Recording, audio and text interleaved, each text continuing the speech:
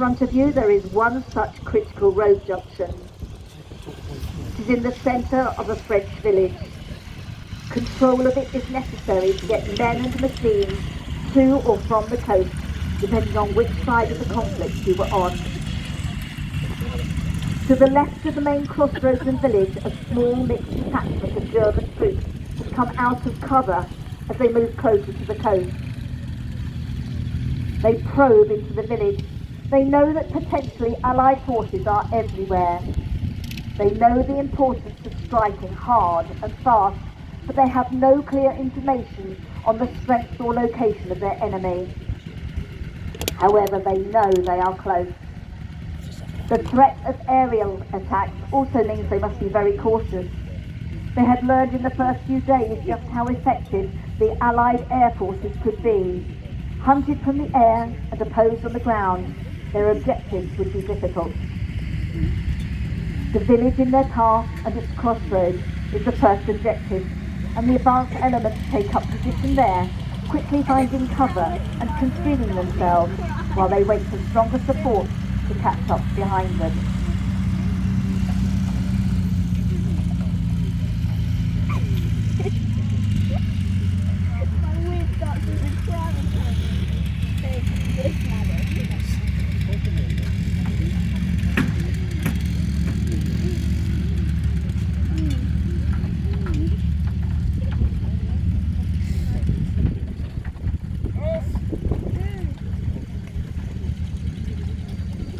So as you can see, ladies and gentlemen, the Germans are searching the village.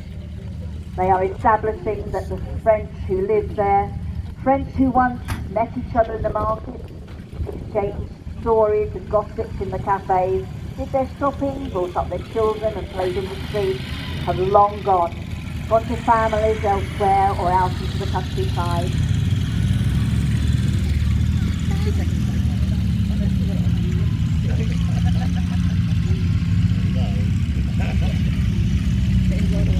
Small jeep, which is a Cooper wagon. Motorbikes have come in as well to search. There's also the Opel Blitz lorry has brought more troops. Many are hiding amongst the buildings, in the cottages, in the barns. Other foot soldiers are advancing through the fields. They look into the distance, but they can't see any Allies nearby. They wait. They're hoping that soon a spotter plane will come over, one of their own forces who will tell them of any Allied forces in the area. They stoop down, finding the best concealed places. Something in the air, in the atmosphere, tells them that danger is near. For their part, Allied troops had advanced towards their assigned objectives. Using blitzkrieg tactics used by the Germans in 1940, they knew to probe for any weaknesses, but to keep moving. They also knew that they had a wide range of weapons to call upon, such as fighter and fighter-bomber aircraft overhead, as well as some powerful ship's artillery stored offshore. Each Allied advance had spotters attached, who could zero in these weapons quickly and very effectively.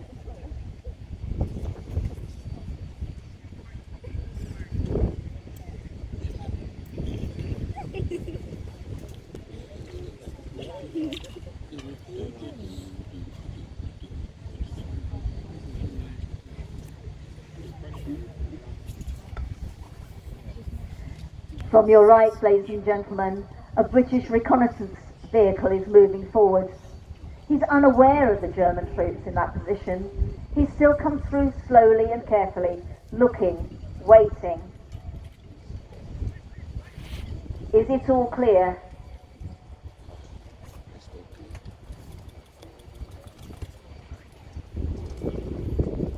More British reconnaissance in a Brain gun carrier. Join them and advance forwards. They pause, looking at the village. All looks quiet. They too are assessing, have the French left? Is it just an empty shell? Or could there be Germans hiding there? They don't know. They press forward again, cautiously, slowly. They see nothing. The Germans have hunkered down. They are well hidden. They are now aware of these probing scouts. They know they are there, but their orders are to wait. They allow the vehicles to come closer and closer. If they can capture these troops, they can find out where the Allied forces lie, how many they are. The German preference would be to take prisoners, but if necessary, they will just shoot them dead.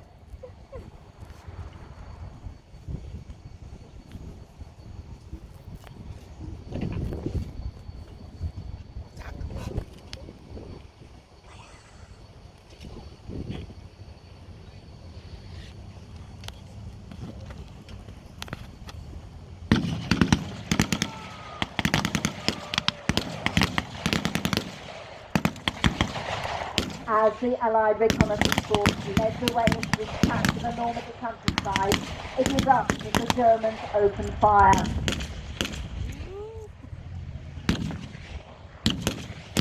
They break cover into the open field. Confused and dazed, the Allied force turns around.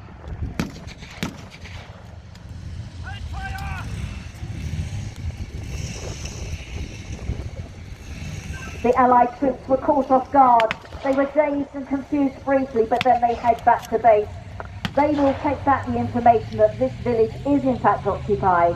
This is a dangerous place and a battle is imminent. Many of these Allied soldiers are fighting the enemy for the first time in their lives. However, a 25-pounder has now joined in the battle. Fires on the German forces. You can see to the rear of the field more German motorbikes and cars are coming into the side by the flanks by the trees, hoping to come round and make another flank to engage the Allies.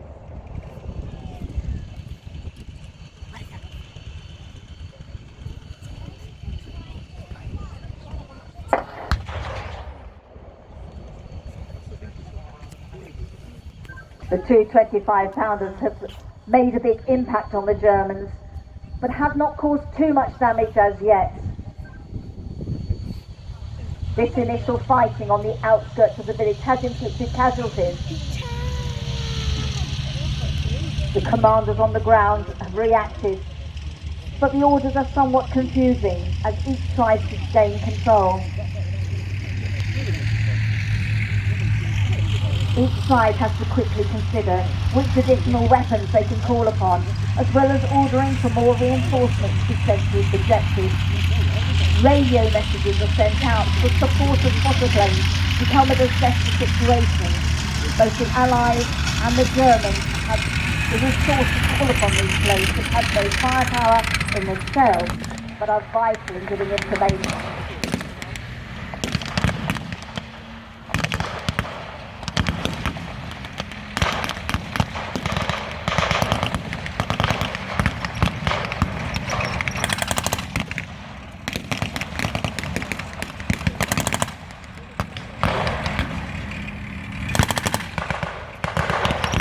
Your right, ladies and gentlemen, British airborne have come forward in jeeps. They are deployed and attached down in the field. They are adopting a fire and manoeuvre tactic. Firing, bringing a line forward, firing again. The jeeps return to base to collect more troops.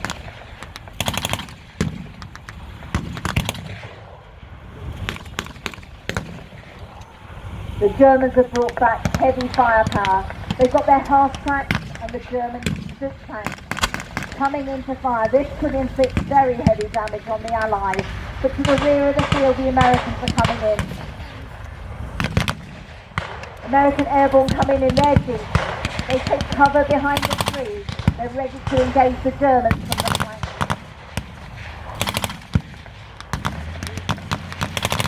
As the Germans strengthen their positions in the village and aim to push out from the flank, the Allies have recovered from the initial shock of surprise. Reinforcements have arrived, and the advanced force commander relays the situation, and they quickly make fresh attack plans, knowing how important it is to keep up the advance. The Allies call upon their artillery to fire upon the village and clear it before they attempt the next push. To your right, you can see the heavy firepower coming in.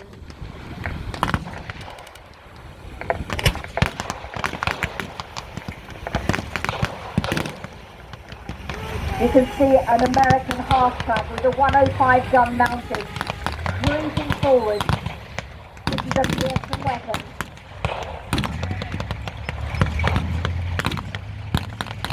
Behind it comes an M8 American tank. Again, a fearsome weapon with much firepower.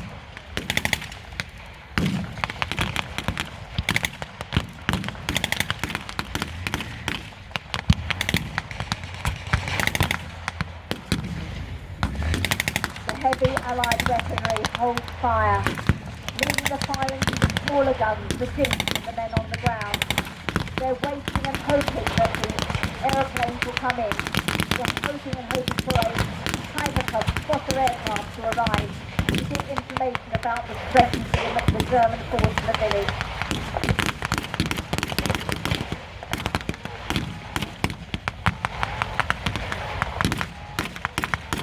Another German half-track has taken up position behind its troops. More Allied armoured cars are coming forward. We have rain guns, we have the airborne on the ground, and still the heavy firepower. The American half-track is waiting to fire.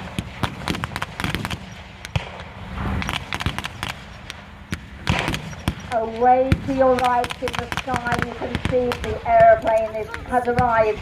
The spotter plane that they were waiting for. This is a Piper J3 Cub, an American light aircraft. It has a simple lightweight design which gives it good low-speed handling properties and a short field performance. It's ideally suited for taking photographs, for spotting the size of the enemy. It waggles its wings at the Allies to assure them here it is theirs. The German has yet their request for a similar plane has failed. The German plane has been shot down on the way in and will not be arriving. The Allies now have the advantage.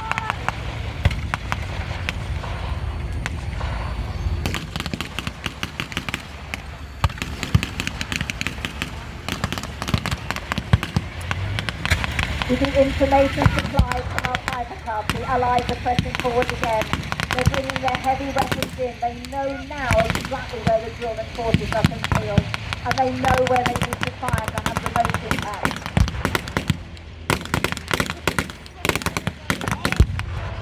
The artillery begins to land amongst the Germans and inflicts losses on their experienced ranks.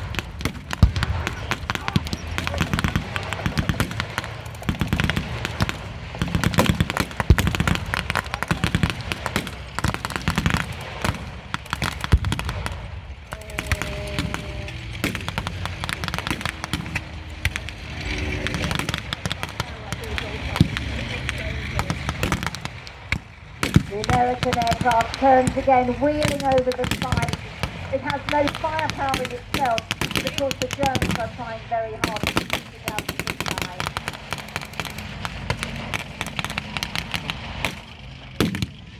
The two German half-tracks at the back have come forward, hoping to engage. They are unaware that a large 6-pounder is on the Allied artillery.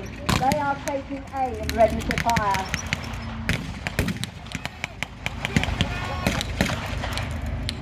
Away to your right, the 6-pounder fires and one half-track is taken out. Time to reload, readjust, select the target.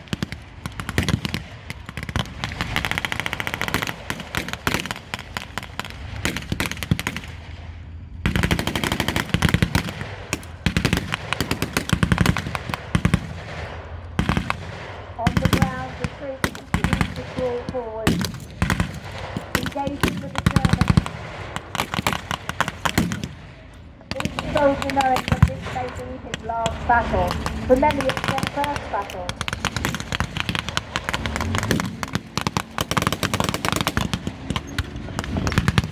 As the artillery lands, smoke clouds release.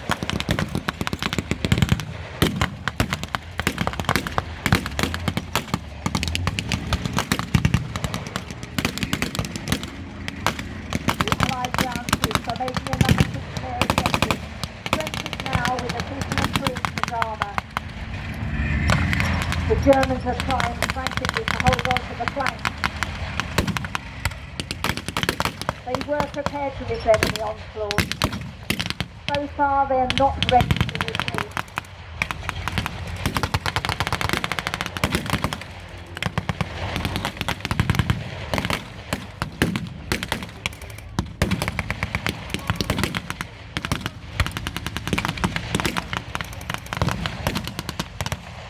The 50 cal gun on the M8 tank inflicts more and more damage on the German forces.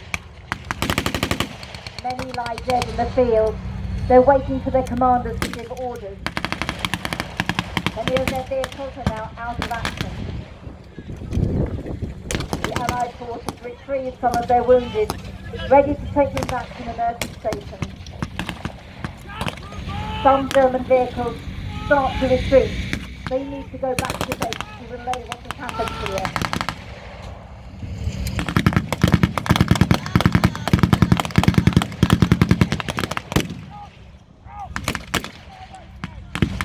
The 50 cal fires again and again, trying to stop the retreat.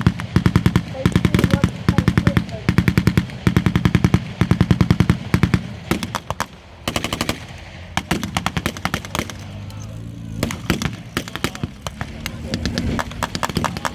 The Piper Cub makes one more pass.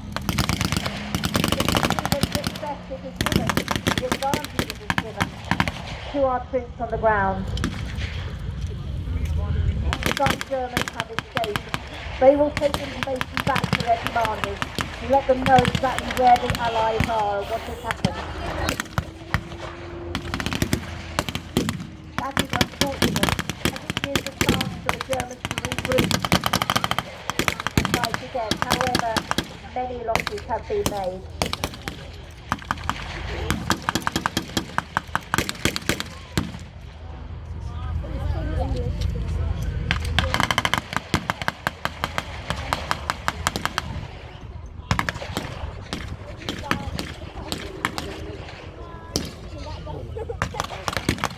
Despite the experienced German troops initially catching the Allies off guard, they cannot match the ability of the Allies to feed more troops and equipment into the fight.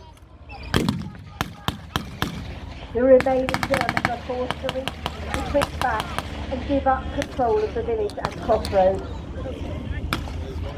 Many prisoners were taken. The dead are searched for evidence of plans, maps and information to relay back. The Germans have had to leave their dead and wounded behind. Those casualties cannot be replaced at this stage in the war, which weakens them even further, whilst the Allies continue to gain strength. Almost as important is that each one of these smaller hedgerow battles is giving the Allies vital combat